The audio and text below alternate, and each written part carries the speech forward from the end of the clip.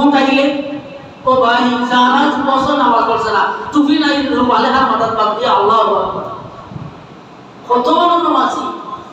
এই রিয়া করা যাবে না ভাই। আমি যা আমল করি সব আল্লাহর জন্য হবে। আমার নামাজ আর লাগিয়া, ইন্না সালাতি, নামাজ কার জন্য, ওয়া নুসুকি, কুরবানি কার জন্য, আল্লাহর জন্য। ভাই আমি দান সদকা করি, মানুষ আমাকে দানবীর উপাধি দেবে, এজন্য দান সদকা করো না, এটা হবে না। কিয়ামতের দিন দানশীল, কারি, হাফেজ, আলেম, শহীদ জাহান্নামে যাবে, জাহান্নামে যাবে। কেন? হাফেজ, কারি, আলেম। কারিকে বলবেন এদিকে আসো, তোমাকে আমি কোরআনের ইলম দিয়েছিলাম, কি করেছে তার জন্য? আল্লাহ আমি কোরআন তেলাওয়াত করে মানুষকে শিখিয়েছি। আল্লাহ বলে মিথ্যা বলছো, তুমি এজন্য কোরআন তেলাওয়াত করেছিলাম যেন দুনিয়ার মানুষ তোমাকে কারি উপাধি দেয়, দুনিয়ার মানুষ যেন তোমাকে সুরলিত করতে অধিকারী, কুবিল করতে অধিকারী বলে মানুষ লগান দেয়। এজন্য তুমি মানুষের আকর্ষণ, মানুষের ভালোবাসা হাসিল করার জন্য তুমি সেই দিন তেলাওয়াত করেছিলা। আমার সন্তুষ্টির জন্য তেলাওয়াত করো নাই, যা জাহান্নামে যাবে। আউযুবিল্লাহ, আল্লাহ মাফ করো। দানশীলকে বলবে এদিকে আয়, টাকা পয়সা দিয়েছিলাম, কি করছিলে? আল্লাহ মসজিদ বানাইছি, মাদ্রাসা বানাইছি, ঈদগাহ বানাইছি, এই বানাইছি, সেই বানাইছি, বেজান দান করছি। আল্লাহ বলেন মিথ্যাবাদী, আমি তো জানি তোর অন্তরের খবর। কেন এগুলা দিছিলা? কেন? মাদ্রাসা দিছে কেন? মানুষ বলবে দানবীর, এই মাদ্রাসার প্রতিষ্ঠাতা দানবীর প্রমুখ সাহেব, এই ঈদগাহের প্রতিষ্ঠাতা দানবীর প্রমুখ সাহেব। মঞ্চে গিয়ে উঠলো, মঞ্চে গিয়ে উঠার সাথে সাথে এই এলাকার প্রভাবশালী ব্যক্তি, দানবীর, গরিবের বন্ধু, এইরকম করিয়া স্লোগান দিয়ে তাকে মঞ্চে উঠানো হবে। এইগুলো পাওয়ার জন্য তুমি দান করছিলা বা, সুতরাং তুমি যা চাইছিলা দুনিয়ায় তা পেয়ে গেছো, আমার কাছে কিচ্ছু নাই, জাহান্নামে যাও, শেষ জাহান্নামে। ওই শহীদ, কেন শহীদ হয়েছিল? কি করছিল? এই জীবন দিয়া, জীবন দিয়েছিলাম আল্লাহ, জীবন দিছ তোমার লাগে, জীবনটা কুরবান করে দিয়েছিলাম। আল্লাহ বলে মিথ্যাবাদী তুই। কেন?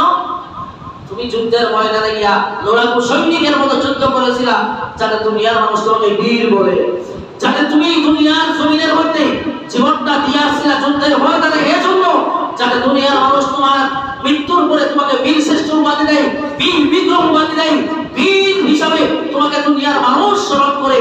এই জন্য তুমি জীবন দিয়েছো। সুতরাং যা চাইছিলে তা পেয়ে গেছো। দেখো যে বাংলাদেশের জমিনের মধ্যে তোমার নামে বিভিন্ন ধরনের ব্যানার লাগানো আছে, তোমার নামে বিভিন্ন জায়গার মধ্যে খোঁচাই করা, খচিত করা তোমার নাম লেখা আছে বীর শ্রেষ্ঠ, বীর মুক্তিযোদ্ধা উপাধি দেওয়া আছে। যা চাইছিলা তা পেয়ে গেছো, দুনিয়ায় এখনো আছে, আমার কাছে কিচ্ছু নাই, জাহান্নামে যাও। এই জন্য ঈমানের উপরে আপনার সমস্ত আমল হবে আল্লাহর জন্য, তাছাড়া আমল সব বরবাদ, জাহান্নামে যাওয়া লাগবে। ভাই আসুন, এই জন্য আমাদেরকে এই বিষয়গুলো খেয়াল রাখা লাগবে। ঈমানের পঞ্চম শর্ত হইল মুহাব্বত, ভালোবাসা। ভালোবাসা হবে কার জন্য ভাই? শেষ কথা বলে দেই, আল্লাহ রাসূল বলেছেন তিনটা গুণ যার মধ্যে থাকবে, তিনটা গুণ যার মধ্যে থাকবে, ঈমানের স্বাদ সে লাভ করবে। রাসূল বলেছেন আইয়াকুন আল্লাহ ওয়া রাসূলুহু আহাব্বা ইলাইহি মিম্মা সিওয়াহুমা। ওই ব্যক্তির এক নাম্বার গুণ হইল আল্লাহ এবং রাসূল, আল্লাহ এবং রাসূলের ভালোবাসা দুনিয়ার সব কিছু থেকে বেশি হবে তার কলিজার মধ্যে। এক নাম্বার গুণ। নাম্বার 2 ওয়া ইউহিব্বুল মারআ ওয়া ইউহিব্বুহু ইল্লাল্লাহ। কাউকে ভালোবাসলে কেবলমাত্র আল্লাহর জন্য ভালোবাসবে। ওয়া আইয়াকরাহা আন ইয়াউদা ফিল কুফরি কামা ইয়াকরাহা আন ইউকযাবা ফিন নার। আল্লাহ তাকে হেদায়েত দেওয়ার পরে পুনরায় আবার কুফরির মধ্যে ফিরিয়ে যাওয়াকে ওই রূপ সে ঘৃণা করবে, যেই রূপ সে ঘৃণা করে আগুনের মধ্যে ঝাঁপ দিবে। এই তিনটা গুণ আছে, আপনি ঈমানের স্বাদ পেয়ে যাবেন। এজন্য আল্লাহর জন্য মহব্বত, রাসূলের জন্য মহব্বত লাগবে। আল্লাহ রাব্বুল আলামিন কুরআনুল কারীমের মধ্যে সূরা বাকারার 165 নম্বর আয়াতের মধ্যে স্পষ্ট বলেছেন, ومن الناس من يتخذ من دون الله أندادا يحبونهم كحب الله والذين آمنوا أشد حبا لله। ও নবী, দুনিয়ার জমিনের মধ্যে এমন কিছু মানুষকে আপনি দেখতে পাবেন, যেই মানুষগুলা আমাকে যে ভালোবাসা দেওয়ার কথা ছিল, ওই ভালোবাসা দুনিয়ার নেতা নেত্রী, পীর বুজুর্গ, ওই সমস্ত ব্যক্তিকে আমার ভালোবাসাটা দিয়ে দিছে।